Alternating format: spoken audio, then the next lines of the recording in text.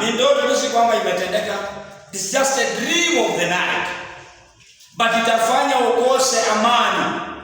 Itafanya ukuwe na wasiwasi, ni ndoto tu. Lakini itafanya ukuwe na wasiwasi, itafanya ukose amani.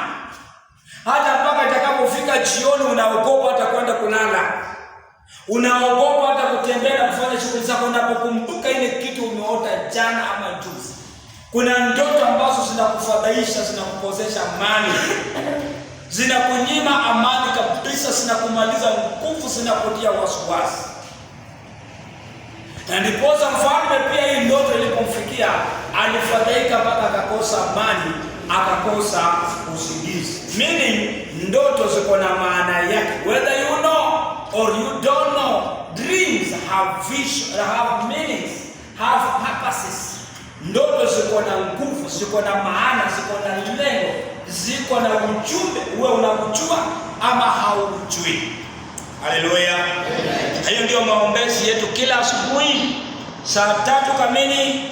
Ni kipindi cha maombezi ya kiunabii, na this time round tunazungumzia mambo ya kutafsiri ndoto. Bwana Yesu asifiwe. Amen. Haleluya. Amen. Haleluya. Amen. So hili jambo tumezungumzia tena, tunarudia. Wakati unaota ya kwamba umekufa, wewe ni marehemu, umekufa, unazikwa, ama uko kwa jeneza, ama unafanywa, wewe mwenyewe ndio umekufa. Wakati unaota hivyo, tulisema namna gani? Milango zako zote, it's not a physical death. Haisungumzi wewe kwenda kukufa. Wanazungumza katika ulimwengu wa kiroho ya kwamba mambo yako yote tumefanya namna gani? Tumefunga. Ilikuwa ni kazi ilikuwa inafanya vizuri, ilikuwa ni huduma ilikuwa inafanya vizuri, ilikuwa ni biashara ilikuwa inafanya vizuri, kiote kwamba wewe mwenyewe umekufa. Hiyo mambo yote wanakuambia in the spiritual world ya kwamba tumefanya nini? Yako yote umefunga. Bwana Yesu asifiwe. Amen. Haleluya. Amen. Sema kwa jina la Yesu. Kwa jina la Yesu. Kwa jina la Yesu. Kwa jina la Yesu. Ndoto za mauti na kumbe ni mipango za shetani ya kufunga na kuua ya mambo zangu asubuhi ya leo ya kuja kinyume na kazi.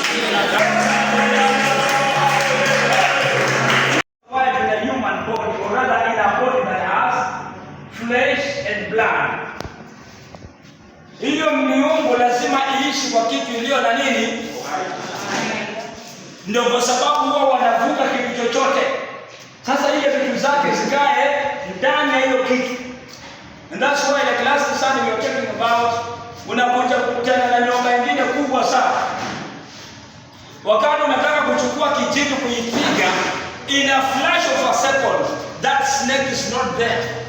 Wakati unachukua kijiti unataka kuigonga hivi, kwa masekunde, sio ati masaa, kwa masekunde kuchukua kijiti kuangalia huku, nyoka vanish. And I gave you a very classic example where kama mazingira hapa penye tuko ni mazingira ambapo ni kwa barabara.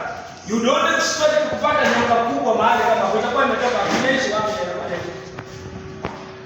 because wanyama msituni mara nyingi wanakuwa kulingana na habitat, wanakuwa kulingana na mazingira mahali wanaishi. Kwa mfano kuna mto hapa, hii mto ya kwanza hapo daraja ya kwanza, this small stream here. Kienda husibabu hii daraja ya kwanza. There is a stream there. Ni maji obviously kuna samaki ndani. Lakini hapo kwa hiyo mto huwezi pata hapo hata samaki ngekea shilingi 400. Hapa utapata pale samaki ndogo inayotoshana na size ya hiyo maji. Ya hiyo maji. So there is no way katika mazingira yetu hapa utapata kidogo kubwa ilikuwa inapita hapa ikitoka inaishi wapi. But that's not the case. The case is this. Wakati unachukua kijiti kwanza kufanya nini? Ukirudi mrudisha macho penye uliona, in a split of a second that thing is not there. Simply means ya kwamba hiyo haikuwa ni nyoka ya kawaida hiyo unajua. Hii ni vita za kiroho au unataka kuchukulia kimwili. So hawa watu wanavuka vitu kama hizo. Hizo vitu mnazielewa, watu wachawi, watu waganga wanakuanga na miungu wanyama ama mifugo wa aina gani. Bwana Yesu asifiwe. So every time unapoota ndoto ya kwamba unafukuzwa na mnyama, sikiliza, unafukuzwa na nini? Mnyama, awe ni ng'ombe, awe ni mbuzi, lakini anakufukuza. Si kwamba wewe umemfuga, but this animal is chasing after you kwa lengo la kukuua ama lengo la kukuumiza. So every time unapoota ya kwamba unafukuzwa na mnyama yeyote, mnyama yote, awe ni nyoka, awe ni ng'ombe, awe ni mbuzi, in the spiritual realm simply means kuna kazi ya uchawi mahali inaendelea juu ya maisha yako. Wakati unaona katika ulimwengu wa kiroho ya kwamba an animal or a creature of that nature is following and chasing after you, basi jua ya kwamba kuna mtu anakushughulikia wewe katika ulimwengu wa giza. Na hata umeona katika mazingira yetu ya Kiafrika, umeona na wao wanaroga mzee na Jonathan. Wanaroga na ng'ombe. Kuna mwingine kule alikuwa anaroga na ng'ombe. Hana ng'ombe bwana. Bwana Yesu asifiwe. So anytime you see the spiritual realm and animal is chasing after you, you must know ya kwamba there is a witchcraft. Kuna uchawi inayoshughulikiwa mahali kuhusu wewe. Usilale usingizi mpendwa. Katika jina la Yesu. Sema Bwana. Katika jina la Yesu. Sasa itatoka in the spiritual realm. Na kama ni kwa watoto, unaona mtoto anashtuka usiku anakwambia mama nyoka. Ukienda kwa kisha kiberiti na taa siku na kitaka nini, unapata kwamba it's not there. Lakini mtoto anapika tu ameona, si kwamba ameota. In the name of Jesus Christ. Miujiza yote ya ulimwengu. Sema Bwana. Bwana. Sema kwa sauti Bwana. Bwana. Kwa jina la Yesu. Kwa jina la Yesu. Jama zote. Jama zote. Za shetani. Jama zote. Jama zote. Za uchawi. Jama zote. Za sika. Za ulimwengu wa giza. Tunatumwa.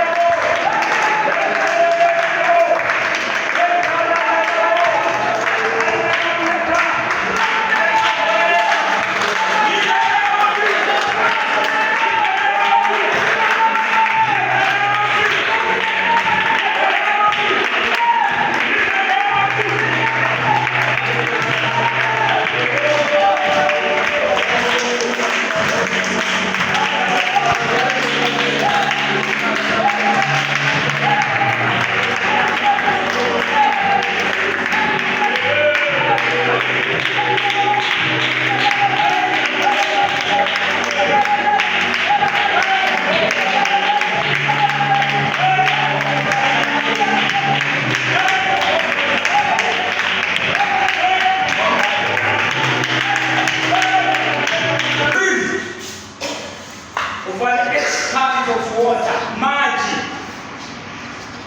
Unaona maji mengi au mto mkubwa, mto ya kutisha. Mambo ya maji tumezungumzia kwa mara kadha wakati. Bali wakati unaona maji na ni maji ya kutisha, ni mto wa kutisha, maji inapita kwa kasi, inakutisha, umeingia kwa maji mpaka unapika nduru. Ni bahari, ni maji au ni kidimbwi, lakini kina nini? Kina maji. Wakati unaona kila wakati unazama ndani ya maji, unasombwa na maji, umekwama ndani ya maji. Iwe maji makubwa yanatembea yamesimama, lakini ni maji. Inamaanisha kwamba kuna wale marine spirits, wale majini wanaochukuliwa kutoka kwa maji ama kwa mabahari. Hao ndio maadui waliotumwa kuangamiza maisha yako. What we call the marine spirits are after you or die. Wacha nieleze kwa lugha ya kawaida ya kwamba wewe uchawi uliofanyika juu yako walipeleka kwa maji, na jinsi ambavyo mwanadamu huwezi kuishi ndani ya maji, na ndivyo maisha yako wametaka iishe na ifungwe mpaka siku moja jina lako lifutwe katika uso wa ardhi. ile picha iliyochukuliwa kwako mama Angelina, ile pesa iliyochukuliwa kwako, ile kitu walichukua kutoka kwako, ilipelekwa wapi? Kwa wale majini wanaokaa chini ya bahari. Wale watu ambao wametembea Mombasani, haya masuala wanaelewa. Huku kwetu katika bara, mara nyingi mambo haya ni story. Bwana Yesu asifiwe. Kilichochukuliwa kwako, kilichochukuliwa kwa boma yako, mzee Jonathan, walipeleka wapi? Baharini. Na wale wasomi wamestadi mambo ya devil worshippers, munaelewa ya kwamba hiyo ndio headquarters ya devil worship. By the way, you cannot preach about devil worship if you don't know what it is. Neither can you preach about Jesus if you don't know who Jesus is. Bwana Yesu asifiwe. So unapostadi masuala ya ulimwengu wa kiroho, hiyo ndio headquarters penye watu wao wanaenda. Bwana Yesu asifiwe. Haleluya. Juzi watu waliokuwa hapa kama miezi 2-3, nilikuwa nawafundisha jambo lingine. Masuala ambayo muimbaji mmoja alikuwa anatoa ushuhuda wake. Akaenda kwa mzee fulani akaambiwa namna gani achukue yai. Halo? Na anaenda kufanya namna gani? Hii siwe tunakuanga tamu, si ndio? So nanga maji inapita kidogo ya siwe. So hiyo maji ya siwe tunaenda na hiyo mayai na unatuanga hapo hivi, na hiyo yai ikipasuka, wewe unachukua hapo wapi? Chini ya bahari. Watu walisahau. Mwimbaji alikuwa anatoa ushuhuda, yale mambo amezitia. Bwana Yesu asifiwe. Haleluya. Wakati unaanza kuonyesha mambo ya maji kila wakati, maji, wanakuambia kwamba the evil spirit that is working against your life is the marine spirit. Ni wale majini wa ndani ya maji. Hao ndio watu wanataka kudili na wao leo. Kama wewe uko miongoni mwa wale watu ambao wanaonyeshwa those kinds of things, it simply means the evil spirits fighting your life, and they are what we call the marine spirits. Sema Bwana. Kwa jina la Yesu. Bwana. Kwa jina la Yesu. Kwa jina la Yesu. Roho wa kuzimu waliotumwa juu yangu, wanaokaa ndani ya maji, wanaokaa ndani ya bahari, majini wa baharini, majini wa baharini, majini wa baharini, asubuhi ya leo, asubuhi ya leo, inachukua moto, neno la Bwana, inachukua moto, neno la Bwana,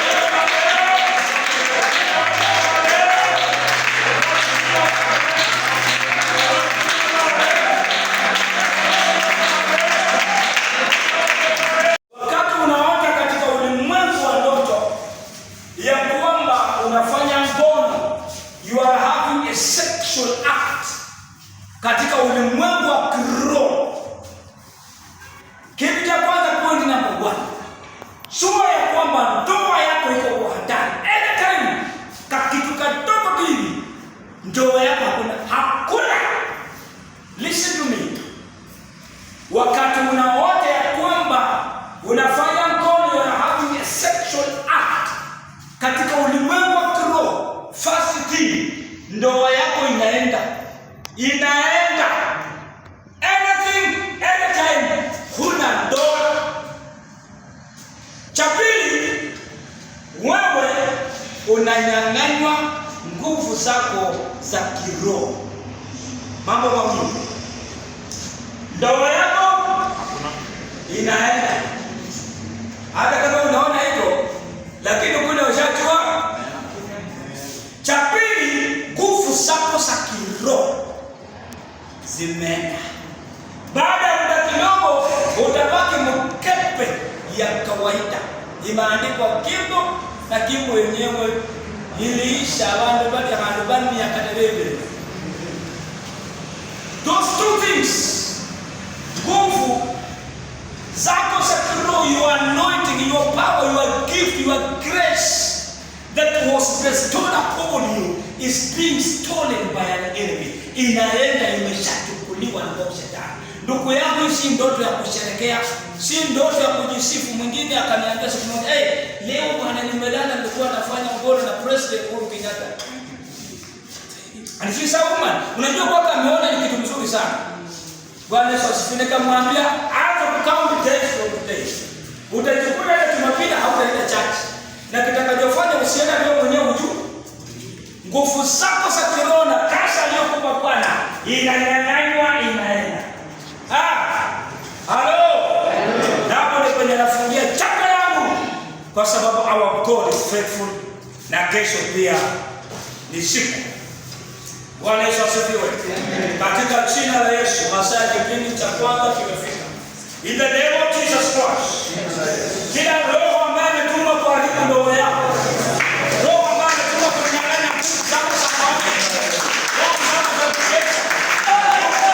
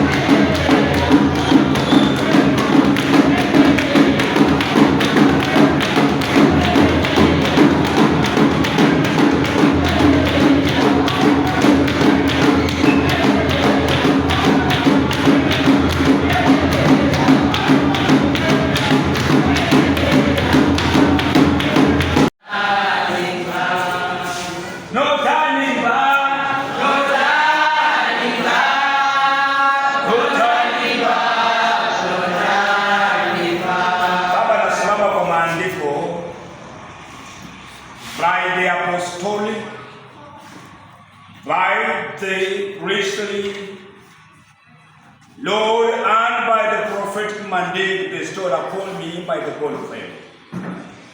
Lord God, with all the privileges, Lord, by your love and by the death of your Son, Jesus Christ, in his powerful resurrection from the dead, Bwana akatufanya wengine kwa manabii, mitume, akawafanya Bwana wengine kwa walimu, wachungaji, kwa ajili ya kazi ya huduma.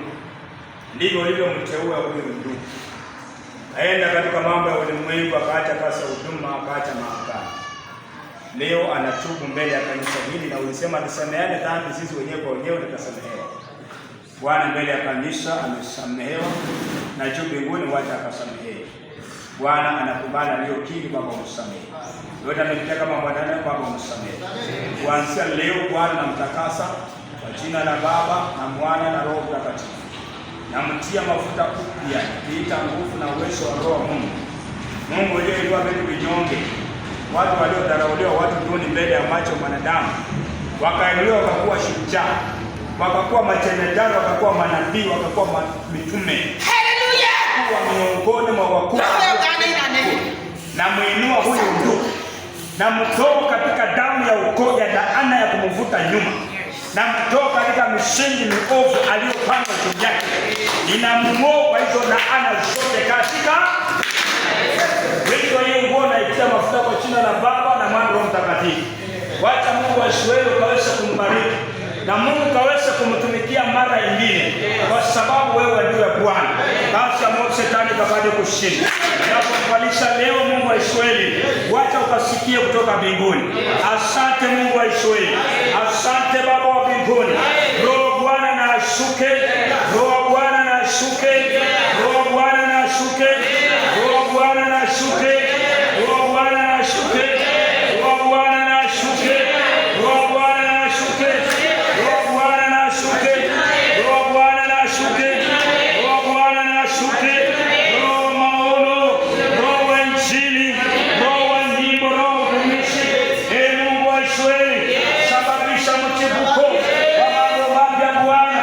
Sababisha mchipuko wa mambo mapya Jehova. Sababisha mchipuko wa mambo mapya Jehova. Roho Bwana shuka. Roho Bwana tenda ishara. Roho Bwana rejea. Roho Bwana rejea. Roho Bwana rejea. Roho Bwana rejea. Roho Bwana rejea.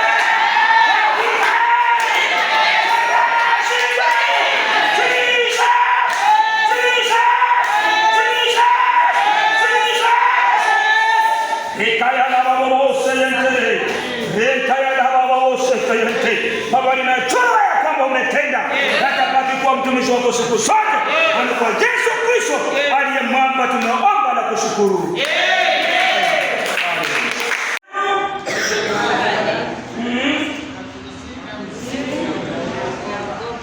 Na kuzimu inaogopa. Na kuambia nikirudia, in this world kuna watu ambao wanaweza kuita chochote, wanaweza enda kwa hiyo mbingu and they call anything. Moyo madhabahu na anaenda kwa hiyo mbingu na anaitisha whatsoever anataka, na anakuletea, anakusukumia, na itafanya vile imeambiwa. Ikimaliza hapo na uwezo wa kuitisha mvua, upepo. Halo? Na hiyo upepo ikuje ibebe nyumba yako peke yako kwa kijiji. Watu wanalia, upepo inakuwa mwingine kwa mwingine, lakini yako peke yake. Halo? Listen gentlemen, msipoelewa haya maneno, hii dunia inasumbua. Na by the way, we have a few months for our general elections in the Republic of Kenya. Come here 2026, this is 2026. Come towards the end of this year, 2027, utaanza kuona haya mambo sasa kwa macho yako yenyewe na kufundisha leo. Halo? Bwana Yesu asifiwe. Amen. Ya kwamba kuna mwanasiasa mwenye atakuja kusia hapa. Haleluya. Amen. Na kuja kwa hiyo stadium moja hiyo, lakini atatumia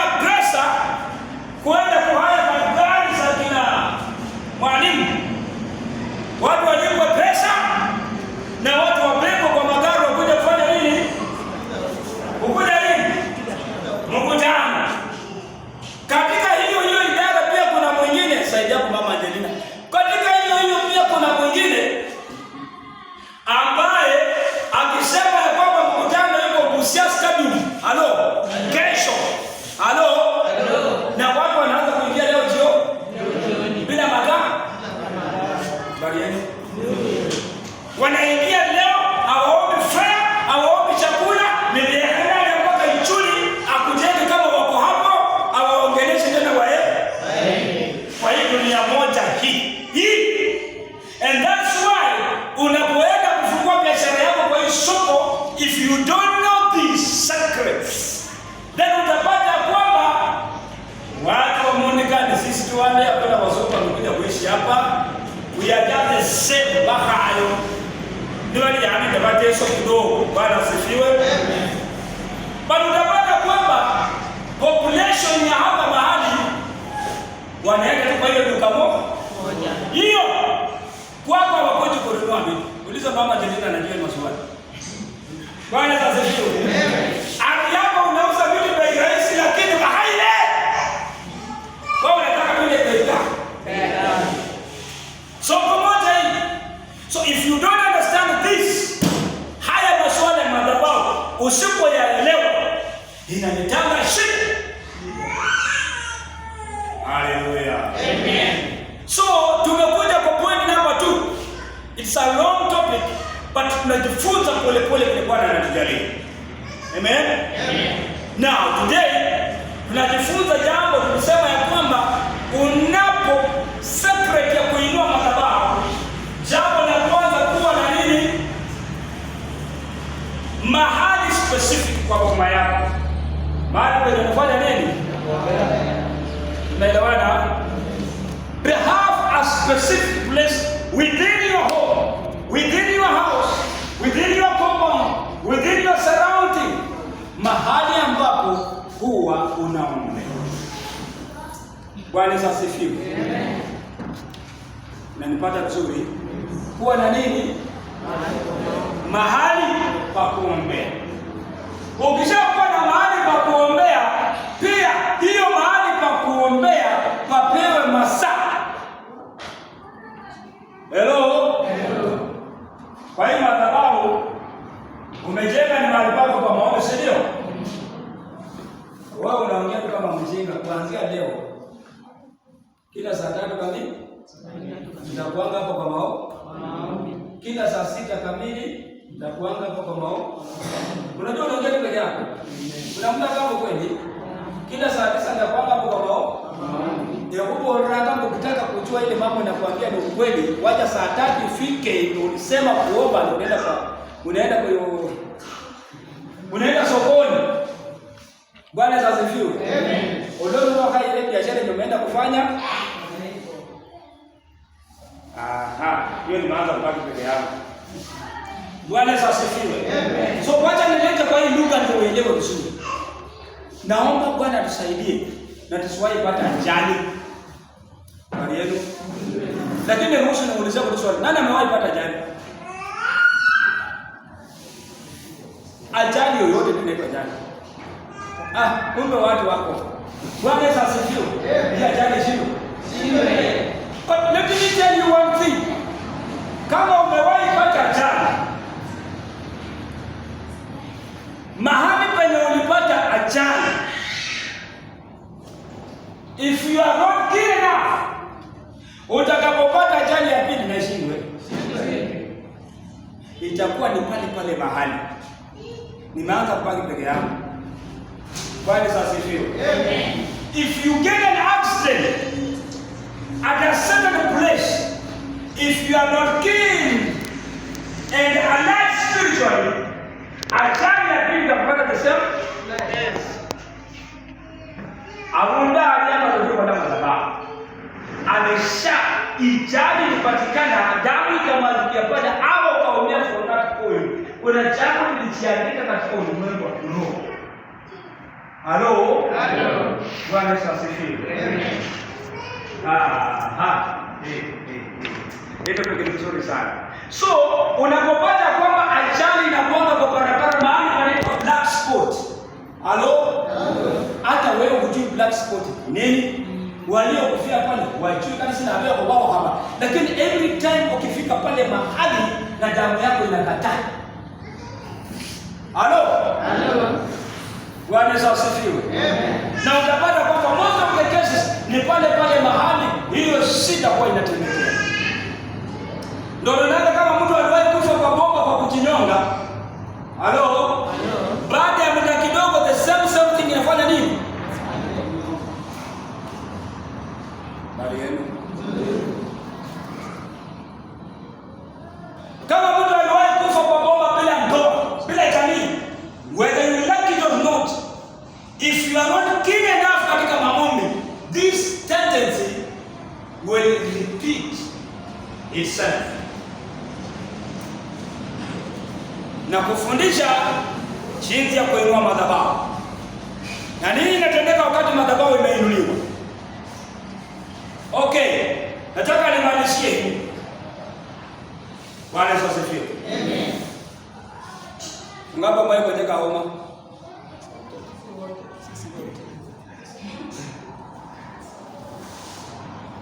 Kuna magonjwa ya homa ya kukohoa ya kawaida mama Alice. Lakini kuna kitu ambayo huanga naambia watu wako kila siku na sio kama kuna mtu anasikia. Ukijikuta mama kuna magonjwa yenye nakujanga tu mwezi wa hii. Sikia. Mwezi wa 3 hakuna homa. Wa 5 hakuna homa, lakini there is a specific month katika year. Lazima kitu fulani fanya majani. Unanipata vizuri? Mwaka ikianza ikifika mwezi fulani mpaka kitu kutoka kwa ndoa yako. Oveno manana you are not fighting uchawi. Mwanga anatofautisha hapa. Know that you are not fighting uchawi. But what? An altar. Unapigana na nini? Hiyo sasa sio uchawi. Hiyo sasa ni madhabahu. Kitu ambacho kinajiripiti iko na system ya kwamba ni yule mwezi kwa 6 lazima kitu tendeke kwa hii familia. Lazima hii miaka miezi zingine zote dunia imenyamaza bomba. Tena ikifika huko mwezi mpaka irudie. Please. Hata kama ni magonjwa kwenda kwa wodi ya kwamba mwezi fulani kwa mwaka lazima basi ujue you are fighting an altar. Haupigani na mtu mama. Sikia. Haupigani na ile mwenye unafikiria. Nakwambia kama nabii, you are fighting an altar. Kuna mtu aliinua madhabahu. Na hiyo madhabahu ikainua wewe madhabahu. Kila mwezi wa 4 Mungu anataka watu wakolole. Anaye kwenda hapa sio sio kwenda kulole.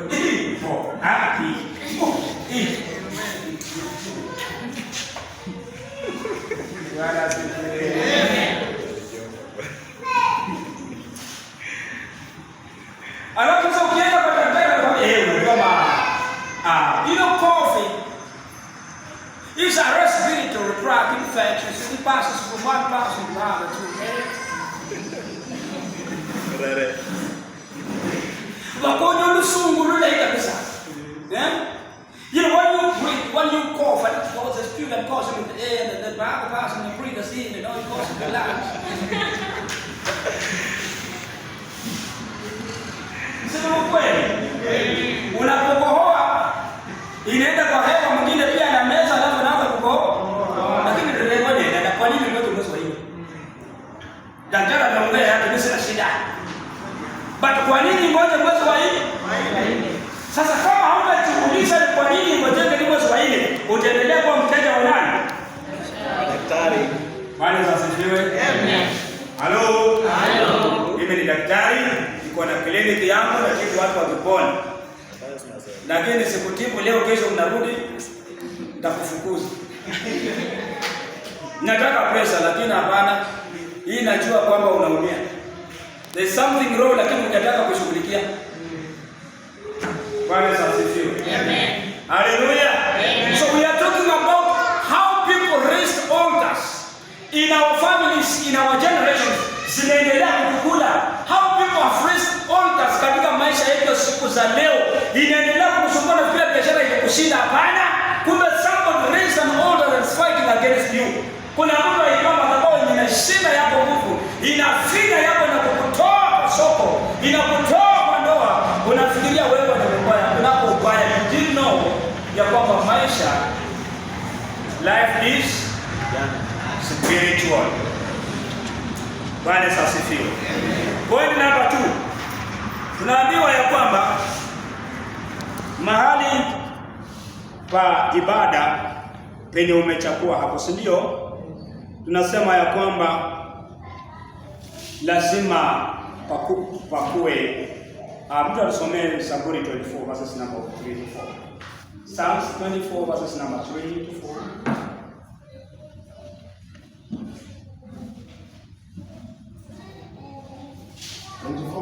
Mm-hmm. 24 verse 3 and 4. Nasema hivi: nani atakayepanda katika mlima wa Bwana? Ni nani atakayesimama katika patakatifu pake? Mtu aliye na mikono safi na moyo mweupe, asiyeinua nafsi yake kwa ubatili, wala hakuwapa wakila. Rudia tena.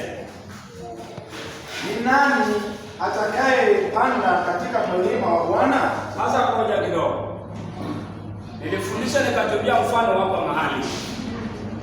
Hii ni sehemu ya watu kukutania. Ndio mfano yetu inafika hapa. Hii inaitwa patakatifu. Hii inaitwa mlima wa Bwana. Natumia kidogo ya kawaida. Bwana asifiwe. Amen. Biblia inasema unapopanda kwa mlima ya Bwana, ni nani atakayepanda katika mlima wa Bwana? Na ni nani atakayesimama katika patakatifu pake? Mtu aliye na mikono safi na moyo mweupe. Mtu aliye na mikono safi na moyo mweupe. Moyo mweupe. Asiyeinua nafsi yake kwa ubatili. Asiyeinua nafsi yake kwa ubatili, wala hakuwapa kwa hila. Halo. Ndio kwa sababu watu wa Mungu, sikilizeni. Every time we reach here, siko kwangu, siko kwa choo wapendwa. Nimeenda kwa mlima wa Mungu. Whether you know or you don't know, but me, I know what I'm doing. Fasting, mimi napofika hapa vile tunafundisha kanisa, we go down to respect. Hii si nyumba yako bro. Halo? Nataka nimuulize kwa mama bari yenu. Ukichemsha maji imetokota vizuri, unataka kutoa kuku manyoa ukule, si ndio? Na wewe mwenyewe uweke mkono kwa hiyo maji na kutoa mama kutoa. Kwa nini na wewe umechemsha? Umechemshia nani? Wewe ni kuku? Hapana. Ladies and gentlemen, listen. As much as mimi na wewe tumejenga nini? After mimi na wewe tumejenga nini? Bao. Lakini tusipoitumia hii kitu vizuri, hii chenye itaniua mimi na wewe. Life. Hii si nyumba yangu bro. Na wewe unataka. Hii si nyumba ya skofu jamani. Hii si nyumba bro. Hii si choo. You can come here na unafikiria na kutoka. Never. Never. Ulijenga na ukasema ni ya nani? Na maandiko yanatuambia, tunasoma Mambo ya Nyakati wa Pili. Na Mungu ukamwambia nyumba ni ya nani? Ni yako. Kwa hiyo kufanya namna gani? Kuja. Alafu akishakuja, Bwana asifiwe. Kwa Abraham State House, dakika kaisha kwa president. Ruto mlembe. Habari Ruto. Ruto ile risasi itakukula. Na wewe ndio ulimpigia nani? Nani alimpigia kura? Lakini ile risasi itakukula bro. Hakuna kesi. Hakuna kesi. Sikia nikwambie, no case. That is the president of the Republic of Kenya. Whether you voted for him or not, he is the sitting president. So you must pledge your allegiance, your loyalty to His Excellency, the President of the Republic of Kenya. We are not going kwa UDA. UDA ni UDA. We are not going to UDA. We are not going to Orange or Chungwa. Ishi na wenzako utakusumbua. Bwana asifiwe. Wapendwa, sikilizeni hili jambo. na nitakusikia. Ukienda mahali popote penye pameinuliwa kwamba ni pa Mungu kuabudiwa, heshimu hapo. Halo? Heshimu pale mahali. Wale watu ambao wanatembea na nini? Hata kwa matanga jana, mimi hata si mwenye aliweka pale meza, thank you mzee alikuwa. Mimi si mwenye amepanga ile meza, si mwenye amepanga vitu. That's not my business. The business remains abantu leo wale babili matatu wa kutabu hiyo itakuwa madhabahu ya leo. Wewe sikia? Hii ndio itakuwa nini? Watu wawili watatu wenye akili timamu wamekaa wakaona kwa maana wakasema sasa madhabahu ya leo ikuwe hapa abasidoni lehalano. It's not into me kwanza kuuliza nani alipanga, ni kanisa gani, wanaanga bali kupanga wao bali wale ni piano kweli. Bwana kama na hiyo ndugu yangu nilifanya ndoto kabla siku yako. Haleluya. Mahali mimi nikifika pale nifanya nini? I know what I'm doing. Because ile sehemu imepewa nani? Mungu. Na hiyo function ikiisha, that function na hiyo madhabahu imeenda kwa mambo mengine. Ladies and gentlemen. Hello. Kwa hiyo ukishatengeneza mahali, umeambiwa jinsi ya kwenda pale mahali kupitia kwa kutubu. Lazima ujipange bro. Wewe na mambo yako umefanya wiki mzima unayajua. Wewe kwanza kuingia hapo ndio unafikiria kama mtoto anaenda kucheza hapo alafu unatoka unaenda. Bro, usifike kiwango cha kumzoea Mungu kama baba yako. Wewe wa nyumbani. Hello. Usifike kiwango cha kumzoea Mungu ya kwamba unaweza kuingia tu kwa kanisa na unafanya vile unataka. Utakiona cha mtema kuni. Bwana Yesu asifiwe. So unapofika hapo ukishainua kwa mahali umetenga na kwa madhabahu ya pale, kitu cha kwanza ni nini? Tumesema nini? Kujitakasa, kutubu. Wakati hata tu yako ya nyumbani mahali penye umetenga. Halo? Wale ambao wametenga madhabahu unaelewa tunaje kama meza iko kwa yao, sio? Anaweza kutambaa kama hiyo kutoka usalama ile iko hapo kwa kokote. Ni ule nani kama hiyo? Ule nani kama hiyo? Hiyo ndio madhabahu ya watu. Kufuatilia msomo mtu akienda pale bwana. Hawezi fika hapo ndio unafikiria.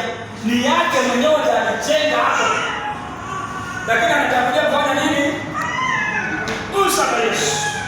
Dakasa wana kumshukuru mama ai kwa kimyeka kile soda ya. Soda.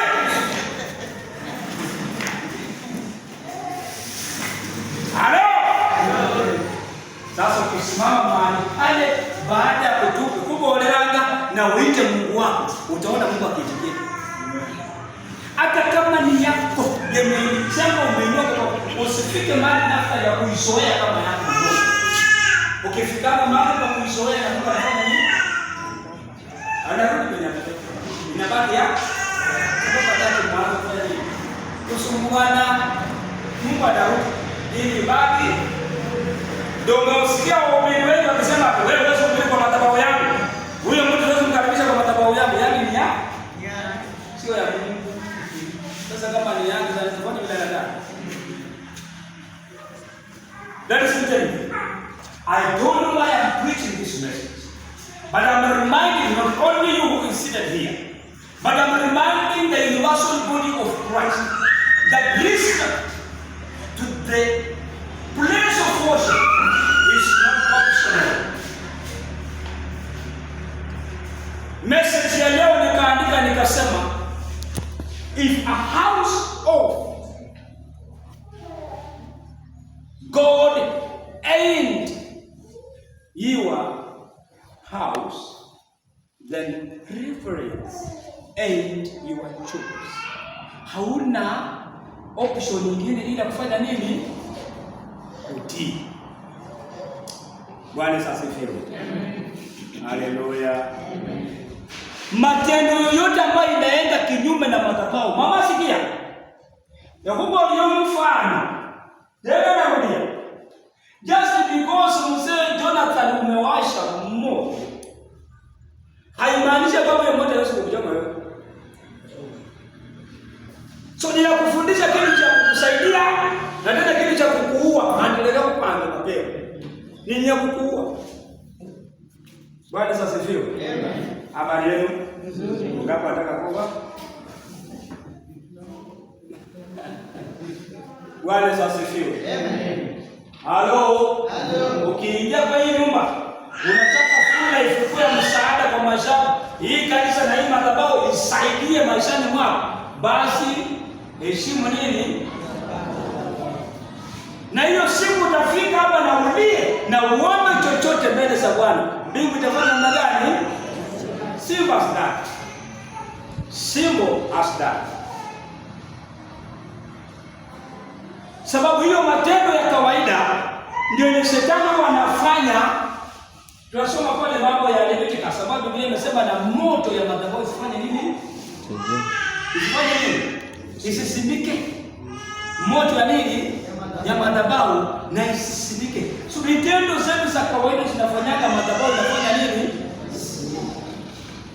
Halo. Ndio maana nyingi utapata mgeni anatoka Amerika, anakuja hapa anaombewa na anabarikiwa. Na sisi wenye tuko hapa, mtu analiaga usiku na mchana, ulifika mahali ukafanya nini? Ukaizoea kama ni kitu cha kawaida. Mama mlewa, injili itakupita. Hii injili haitakuwa na faida kwako. Uliweka mazoea. Na yule mwenye anakuja kama baada ameheshimu na Mungu anajibu na amen. Bwana sasa hivi. Amen. Hapa mahali ukishashuka hapa ndio tunaambiwa watumishi wa Mungu. Nimewapanga wachungaji hapa lakini wakajipanga wenyewe. Nikawaambia lazima mdalia hapa kwa maombi. Wachungaji watumishi wa Mungu wanalalia wapi? Wanalalia kwa madhabahu wakimilia Mungu. Ni kitabu cha nini? Kitabu cha Yohana chapter 2. Walalie kwa maombi kwa madhabahu wakimilia Bwana na kuombea roho za watu. Kabla ya siku ya ibada. Ndaba panga konyanga hii bakona anasema tuzarini kwa jomo ile ya skofu ile kwa jomo. Ndio ya skofu ile. Bwana Yesu asifiwe. Nataka nimalizie na hii point. Na hii point itakusumbua sana. Sikia. Ushawaona mtu mwenye alianza kuhubiri injili akikuwa mtu mkamilifu, mtu mtakatifu, mzuri wa ajabu mama Maxi, na baadaye mtu akarudi kwa shetani. Ushakutana naye? Halo? Bana before kelesi. Hii mambo namwambia wazee wanaelewa. Wewe kwako ni kama nakuanzia wakati unaenda kuona lunch. Na kuambia kama naogopa Mungu aliyeniita. Kama haudumu kwa maombi naftani, this altar ukikanyaga hapa. Maparo mama kwa msaluni. Hapo ni grau. Unajua yuko ikitanga unakitanga watu wengi. Kama wewe sio mtu wa maombi na unaingia kwa madhabahu na unafikiria hiyo ndio imefanya watu wamepatikana kwa usherati. Yenye hakupanga ai bana, sina mshiriki leo kanisa. Halo? Yule pastor mwenye unasikia amepatikana kwa usherati, ameiba, amezina, amechukua vitu za watu, ameiba. This is the danger that we have. If you don't pray well after, let me tell you, kibali ya kuiba itaingia ndani mwako. Leo sina washiriki. Yeto pekee ni Mungu. Kwa last kesho ya Sunday inayokuja, nakuwa naambia watu naombea watu magonjwa alafu naenda nyumbani. Hiyo ndio kitu inamaliza mahubiri. Hiyo kitu inamaliza waimbaji. Wakati unaanza kukanyaga na maombi utaki, bro. Mama, msichana wangu sikia. Utachukuta mahali uko umepanga kwa ifika. Utachukuta umeimba mpaka hata kwenye sasa yake sasa ikitaba niliibanga niende nifanyie nini? Kwa kizungu mama asubuhi wanaitaka kleptomania. Kleptomania, yani ni mtu mwenye anaenda kuimba kitu kile kitu hadi si kumsaidia. Sio kama umenielewa? Yaani anaimba kitu lakini kumsaidia. Hiyo kitu sio kumsaidia lakini yeye kwa sababu anaenda na hapo mwili.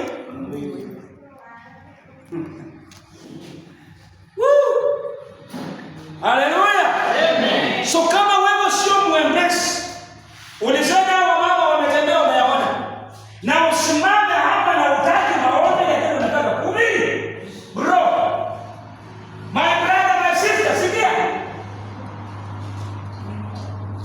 wewe utakuwa agent ya shetani. Kile shetani anataka dunia yote anatumia wewe. Very kama kuna mahali dangerous ni hapa hivi tunaona wapendwa. Ndio huko nani alijenga? Nani alijenga? Na inaua nani? Haleluya. Amen. Sitaki hata kupita hapo. Sitaki kupita hapo.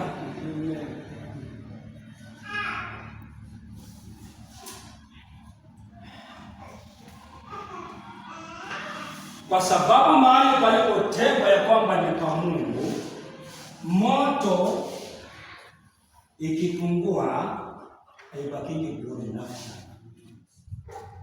Palitengwa ni kwa nani? Moto ya maombi kufanya nini? Lazima kuna kitu unakuja, kuna jamaa anakuja kufanya nini? Utawala haikaangi bure.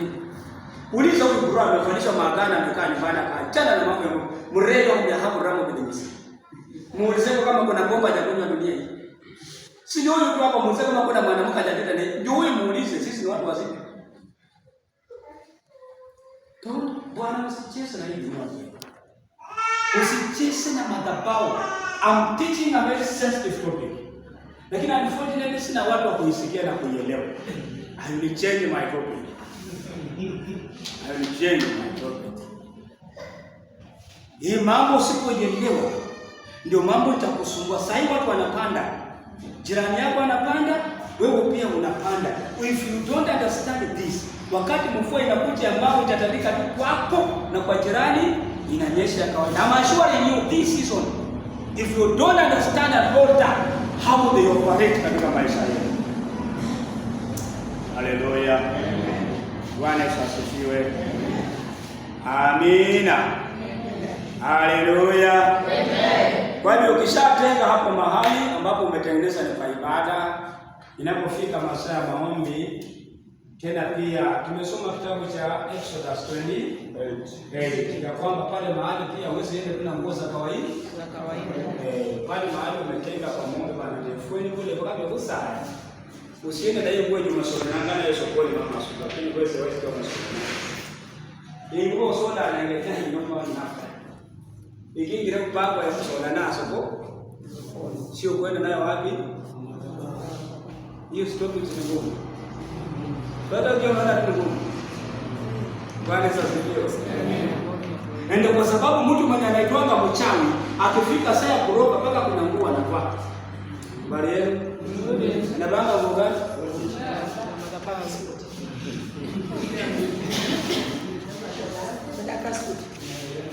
Halo. Hii nguo ya ng'ombe na stela na sana. Hapo ni mahali pa kwenda na nguo ya kuitisha utukufu ile inataka. Na kwenda kufanya ile nguo bro. Wengi wenu mmeniona na makanzu mimi nimevaa. Wale wengine mkaitumia, wengine mkaipenda, wengine mkasema wacha tunyamaza na skofu wetu kwa hiyo. Halo. Bwana asifiwe. Amen. Uliwahi pata nayo sokoni? Uliwahi pata nayo kwa shamba? Hata kuna watu wajua kama niko nayo. Kuna watu wajua kama niko nayo. Sasa unataka nijifaa ujue nimevaa. Kwani ni uniform? Bwana asifiwe. Amen. Lakini iko siku moja huyo mama mwenye mnamjua huyo. Bwana asifiwe. Amen. Mama mke wangu mwenyewe mrefu kusenyanga hivi nguo zinazofanana zile. Haleluya. Amen. Bwana asifiwe. Amen. Hiyo topic nilikwambia ni ngumu. Ninataka watu kama mama na wewe mzee Richard na nini kwa huko mzee hapa au unaweza kuanza mama au mama Mary hapo kama hiyo ya. Au unaweza shikashikapo kidogo kidogo. Bwana asifiwe. Kuna siku moja nilikuwa nimefua. Hizo nguo nafua mimi mwenyewe. Hakuna mtu anayeshika. Habari yenu? Nzuri. Mimi mwenyewe naifua. Hii hakuna hata kukuanoa. Sasa nilikuwa nimechelewa nje. Na ikapita fanya na gari. Maneno watakuwa na kanwasa ya sema. Kuamua kuweka kwa nyumba kwa inanizea. Sasa yeye. Nimekwambia topic ni ngumu. Sina mruhusu kuanzia ni stand mbele topic nyingine mzunguko. Hata hiyo tutajikaza na wewe. Bwana sasa asifiwe. Na hii ndio itakufanya ukuwe tofauti na watu wengine. Hii yenye nimekufundisha. Usipoifuata basi wewe utafanana na watu wengine. Halo. Hiyo ni somo, hiyo ni script nataka nisome ya mwisho tukanyagaga hiyo mlango nikienda. Kitabu ni cha huyu jamaa alikuwa anaitwa nani? Alikuwa anaitwa Samson. Alikuwa anaitwa Samson. Kitabu ni Waamuzi, si ndio? Kuna mahali Samson aliongea jambo fulani. Na nimetaka mimi nimalizie story yangu hapo. Mambo ya madhabahu sitakuja tena. Nimalizie hapo. Kwa sababu imagine topic nilianza msuri, watu wanaangalia. Hii kanisa bali watu wanajaa mpaka hizo vitu zote zikitaka. Watu wamekaa nyumbani. Bwana Yesu asifiwe. Kitabu ya Judges inapanga chapter 16 ama watu wasome mnisaidia haraka bwana.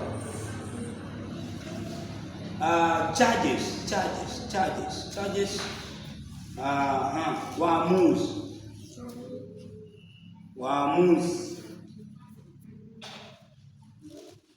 Waamuzi.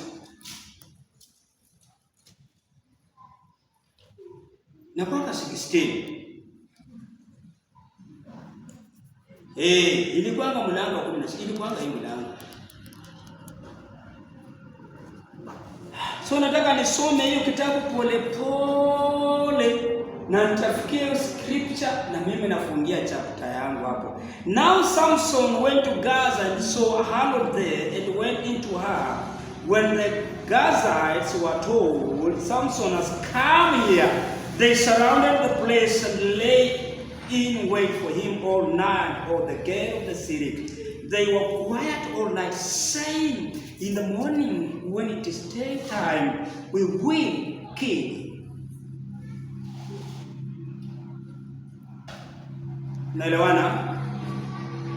Verse number 8. So the lords of the Philistines brought to her. Okay, hii ni story ya nani? Ya Samsoni na nani? Na Delila. Mlango kitabu na Waamuzi mlango wa 16. Sasa tuende kwa conversation kati ya nani na Samsoni. Kidogo tu nisaidia kuelewa hiyo conversation. Kuna story walipika hapo. Kuna story na zungumzo hapo.